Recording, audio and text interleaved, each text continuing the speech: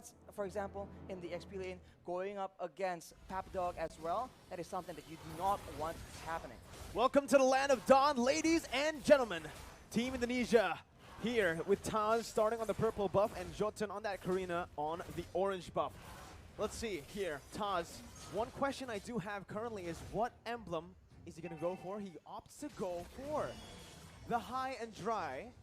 And now you can already see that it's going to be the mystery shop as well from Karina, as Erwin is going to get bursted down by the damage from the Fanny early on. And man, that is a lot of damage. That is what the high and dry is going to bring to the table. Taz is going to be very aggressively moving around, going for those 1v1s. And unless Argentina has solid control in the lanes, then they can actually, you know, that's how they need to play to get the opportunities to shut down, to collapse onto counter. Maybe through maneuvering to positioning. We have to see later in the mid game. But for now, the Atlas cannot be as aggressive when it comes to these skirmishes. So we'll have to wait until about level 4. And now with the first turtle spawning, you can see action building up near that top side. Both teams are playing it a bit passive here early on, but wait a minute, a solo kill in the gold lane by Brands, the Indonesian king of marksmen there, as he is able to actually win out up against the damage. Taz, out of nowhere with Dreams, finds the Divine Judgment. Now Taz just going mad with the cables, and that's going to be Hijume who picks up a double kill. Papadog caught in his own jungle. Sycots just does some damage, puts him back, and forces him to recall. 2 minutes in, and it's Indonesia who has a pretty solid lead. Just like that, 2 kills on the table. That is how fast, that is the X factor we talk about whenever Indonesia is being mentioned. Out of nowhere, these plays will just keep happening, so Argentina need to be on their toes. The composition of Indonesia is all about that pickoff, so they cannot leave their member alone. I think we saw Meteoro use the Cult Altar, but it was just a bit too late, unfortunately, and that cannot happen again, because that is one of the core ways they have to counter Indonesia right now. 3 minutes in, that's a turtle secured for free by Indonesia. Sycots in that XP lane as well, getting a pretty substantial lead with Brands. Farming up, but once he feels that he has the necessary items, he's about to go absolutely wild. And as you say that, oh my goodness, Taz does so much damage. Hijume pops that black shoes to run away from Erwin's possible engage here. As Sycots tries to make his way into that mid lane, just again opening up the map for the rest of his teammates. And that damage is absolutely absurd, man. Meteoro just disappeared. They're trying to do it onto Erwin right now with the Divine Judgment, but Erwin pops that perfect match. Very well timed to get out of the Divine Judgment. Taz on the Fanny right now, an absolute menace. And I don't think anyone from Argentina can deal with him 1v1. They need to find a way, a team fight, force him into these situations where the high and dry won't really have a lot of impact. He won't be able to actually get those solo kills, but it's easier said than done. As we say that, oh man, use the Shadow Stampede. The Cold Altar HP is gone just like that, but Meteoro has the flicker. You can see the kill pressure already from Taz on the Fanny. That's why it's a signature pick, and that's why usually we see it banned out. The Called Altar, man, we talked about how it's only very situationally good against teams with limited amounts of damage, maybe big burst damage, so that banned out. The Called Altar, man, we talked about how it's only very situationally good against teams with limited amounts of damage, maybe big burst damage, so that the second life can be preserved for, you know, for your team to actually have more impact. But when the Called Altar HP gets taken out like that, it's too dangerous. Erwin with a perfect match again has to use it defensively. A very different Atlas gameplay for Erwin here today, as Meteoro is going to be chunked low, goes in for Shadow Stampede, Dreams gets targeted down, but it's only the Roamer. A shutdown as Jotun puts Argentina on the board, but it's Taz who picks up a trade up top. Taz now going on to Papadog with a cutthroat as well. The flicker ready to save Papadog, but it's still a solid trade, 1-for-1 right now. It's unfortunate Hijume was the one who actually fell in the engagement. He is the one with 3 kills right there. 3,000 gold, that's going to be building again. Taz looking for that play, jumps in just to bait out that Cult Altar, and now it's gone. Meteoro has nowhere to go. A brilliant decision by Taz as well. He didn't get turret aggro, so he just played around the minions, forced Meteoro to pop that Cult Altar. It's pretty impressive.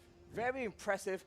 And it's just too fast. If you wait for the right moment, you might get taken out before using it, but the Fatal Links is being used, Mirko. Only to Dreams right now, who is the roamer, who can soak in a whole lot of damage, and now it comes down to Taz, who's able to rotate down below. Jotun finds a pick, Brands gets taken down. That's going to be a 2v1 situation, a 2-for-1 trade as well, but it is going to be equalized in that mid lane. Psychots, ooh, flickers forward, gets the double kill, and makes it a 3-for-2. That axe accuracy coming in from Psychots. A 3-for-2, not ideal, but I guess at this point, Argentina need to get themselves on the board right here. If they play a bit too safe, they're just waiting for the members of Indonesia to set up for the next play. And as we can see, it can come just like that. Divine Judgments. And also the Melthic Roar, so he knows that Argentina are going to start to pile up on that physical defense. Going for just physical penetration as early as 7 minutes in the game will basically mean he'll deal true damage. Not to mention, he is up against essentially 3 heroes that can go tank, so it's a very smart adjustment decision in the item builds. And now with that lead, Indonesia is just pressuring away the members of Argentina from this turtle. They're still able to secure the purple buff, but right now, full control for Indonesia, unless Argentina does something unexpected. Erwin, with that flicker, we've seen him make the plays happen, but can he replicate the same success? 2 ultimates burnt out by Taz. What? Go away. Cult Alter, 2 very crucial ultimates when it comes down to the team fight. And just like that, the engage potential that Argentina had, the pick potential with Erwin, it disappears because of the counter engage that Indonesia can constantly threaten with. Dreams jumps in, finds the Divine Judgment onto Meteoro, knowing he does not have that Cult Alter. And Brands picks him up like it's nothing. Dreams now opening up the map, going to be targeted down. Dreams going to be taken down by Argentina. A 1-for-1, but it is the mid laner taken down for the roamer. Look at the mid lane though, the wave management coming in from the Indonesians. We've talked about this since the drafting phase, and Argentina is absolutely feeling it. Even when they get a kill, it doesn't look like they're getting any control, and look at the aggression. Papadog dove under the tier 1. Taz styling, and Hijume picks up the kill. Papadog 0-1 currently. Again, he tried his best early on. He went even in lane against Psychots, but because Taz has had such a good time around the map, just getting kills and getting the snowball rolling, he can start to melt these tanks down. Psychots up top waiting in the bush, jumps in with the Bravest Fighter, forces the go away before the fight even starts. Erwin is forced to use the perfect match now as Psychots gets caught, but he baits enough of the resources out. One frontliner for another. Erwin for Psychots as Indonesia looks for the re-engage, and Taz is a monster. Jumps in like it's nothing, jumps out like it's nothing. How is he able to maneuver like in curves on a Fanny? We see linear movements with the cables, but this man, he is drifting right now. It does feel like he's drifting, you know, he's playing those cables in a way where it looks like he is actually going around the walls. But this is his signature pick. This is the reason we usually never see it get left open. And this man was a mid laner, so now in the jungle position, this man is just flexing all this mechanical skills, the killer instinct as well. And when he is that accurate with the cables, how can you like play as a backliner for Argentina, but Papadog is the one being targeted? Melted down instantly here by Psychots and Brands. Erwin tried his best to pop that conceal and the perfect match to reach towards his teammate, but Papadog just gets bursted down too fast because, again, of the items. Even burst that whole team. Yeah, right as I say it, on cue, Brands pops that Renner, gets Meteoro to a quarter of his HP, swaps to the Bennett, and clears out the wave easily with the BOD completed. Now, I need to ask you a question, Arashi. Argentina, how do they come back in the game, if it's even still possible? They need to get a shutdown somehow, some way, man. I mean, they have some tools to get a catch, but they need to make the proactive movement. They can't wait for Indonesia to go in like this. Well, the Cult Ultra's there. Oh, Erwin gets baited in by Taz with the cables. Meteoro falls as well as that Psychots who finds the double. Brands completing the Haas Claws will mean that he will no longer need to recall. He can just hit a few minions, go for a few creeps in the jungle, and get back to full HP.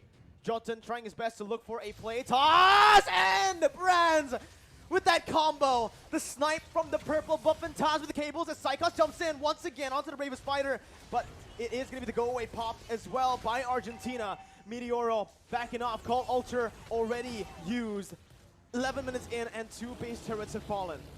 See the discipline coming in from the Indonesians, having so much momentum and yet so patient. Snipe does not connect from Brands, but like I said, now with the Called Altar, when do you pop it?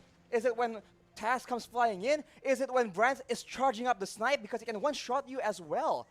It's such a tough situation, especially when all the responsibility is on you to keep your teams alive. Meteoro with a Called Altar, and we can see that Erwin, he is definitely feeling the pressure. He needs to make a play, but if he tries too hard, if he forces it, this is what will happen. Indonesia can absolutely take over.